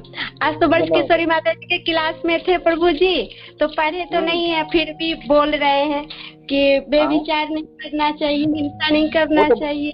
वो तो मैंने बता दिया, वो 4 नियम तो मैंने बता दिया था, आप उसके अलावा बताना। नशा भी नहीं करनी चाहिए, जो 4 नियम है वो तो जरूर करना चाहिए प्रभु जी। और बस आप सब है ही हम तो बहुत छोटे हैं, हम तो सुन रहे हैं। प्रभु जी, मैं बताऊं? कौन है? देवकी महाराज। हाँ, बताइए बताइए माता जी। प्रभु जी, हमें किसी को खाना नहीं खिलाना चाहिए, भोग लगा के प्रसाद खिलाना चाहिए भगवान का। हाँ, वो तो बताया था, वो बताए थे तभी ठीक है, अच्छी है, ठीक है ना। ओके, बहुत सुंदर। तो आप सब लोगों ने बताया, ठीक है। अभिष्टा माता जी, आपने वो लाइन समझ गया, आप इतने लोगों ने उत्तर दिए होंगे, ठीक है, आपको पता चल गया होगा। तो हरे बहुत कृष्ण। धन्यवाद प्रभु जी, दंडवत प्रणाम। धन्यवाद प्रणाम। धन्यवाद प्रणाम सभी को। हरे कृष्ण। वंशा कल्पतरुभ्यश्च धन्यवाद प्रणाम प्रभु जी। पतितानां पावनेभ्यो जय गुरु महाराज।